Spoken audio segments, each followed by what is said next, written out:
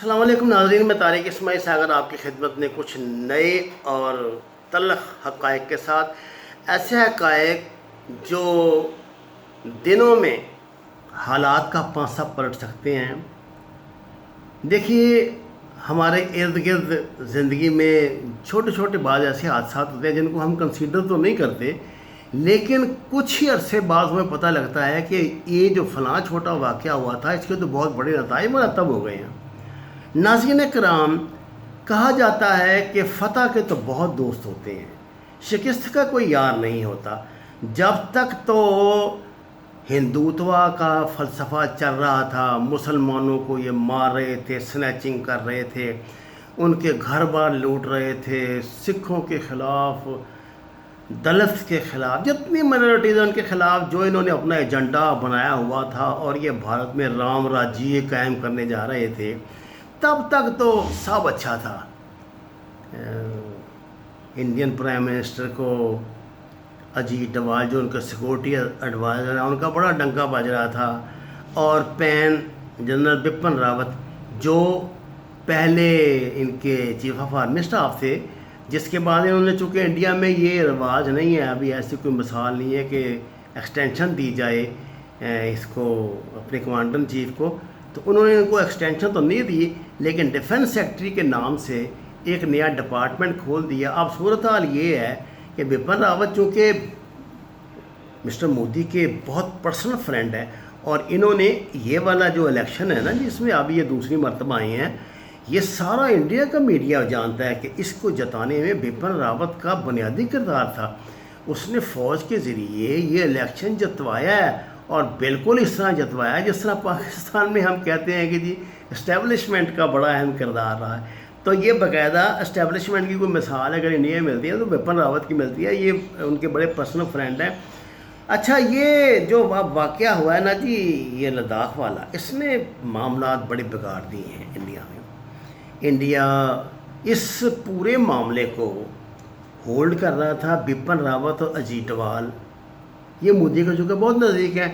اب دیکھیے، انڈین فوج کا جو اپنا چیف آرمی اسٹاف ہے جنرل نروانے، وہ بھی تو مطلب کوئی حیثیت رکھتا ہے، راہ کا ڈی جی جو ہے وہ بھی کوئی حیثیت رکھتا ہے، لیکن ان دونوں کو مکھن سے بال کی طرح نکال کے انہوں نے باہر پھینک دیا تھا۔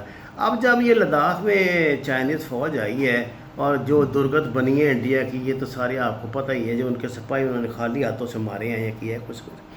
اس صورتحال پہ انڈین جو حکومت ہے اس کی طرف سے مجرمانہ خاموشی چھائی ہوئی تھی، وہ تو کوئی بیان دے نہیں رہے تھے۔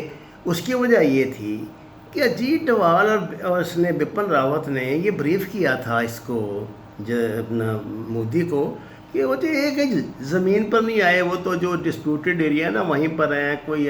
اور آپ نے دیکھا جو خطاب کیا مسٹر مودی نے، اس میں انہوں نے کہا کہ جی وہ کوئی نہ گھسا ہے ہمارے یہاں، نہ ہم کسی کو گھسنے دیں گے۔ جو ہمارے 20 جوان مرے ہیں انہوں نے پتہ نہیں ان کے کتنے سینکڑوں مار کے مرے ہیں۔ جو اس طرح کی یہ فلمیں بنایا کرتے ہیں ویسی فلم بھی بنانے کی کوشش کی، لیکن اب جو اصل آرمی کا چیف ہے وہ تو جنرل نروانے ہیں۔ جنرل نروانے سے کہ جو اپنا ان کے چیف آف سٹاف ہیں، جو اپنے ان کے جرنیل ہیں، وہ اس بات پہ سخت نالاں ہیں کہ اتنا بڑا جھوٹ بول کے انہوں نے ایک تو انڈین آرمی کو بدنام کیا، اس کے پروفیشنلزم پہ سوال اٹھ رہے ہیں، اور دوسری بات یہ ہے کہ اگر دو کمانڈیں ہوں، ایک طرف تو Bipin Rawat commander in chief بنا ہوا ہے، دوسری طرف جنرل نروانے ہیں، تو ان میں سے کس کی بات چلے گی؟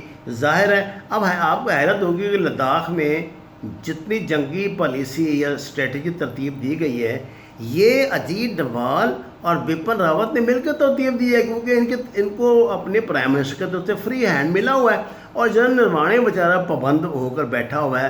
ذلت جو اٹھانی پڑتی ہے وہ تو اٹھانی پڑتی ہے جنرل نروانے کو، اور جو موج میلہ لگا ہوا ہے وہ لگا ہے اجیت ڈوال کا، بپن راوت کا۔ اب اجیت ڈوال کی پالیسیاں بری طرح ناکام ہو رہی ہیں، افغانستان میں جوتے پڑ رہے ہیں، پاکستان نے بڑا ہولڈ کیا ہوا ہے، اور انہوں نے طالبان نے ان کا جو حشر کیا ہے، جس طرح ان کو دھتکارا ہے، وہ بھی آپ کے سامنے ہے۔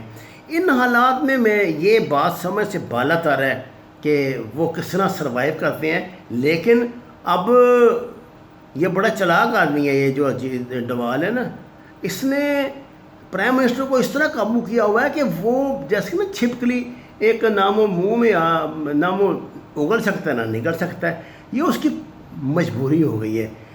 آپ ذرا تصور کیجیے نا کہ اگر آج یہ بھارتی وزیر اعظم مودی اقتدار سے الگ ہو جائیں تو یہ تو دلی سے باہر نہیں جا سکتے۔ آپ کو پتہ ہے پوری دنیا کا ٹریول ان پہ بند تھا۔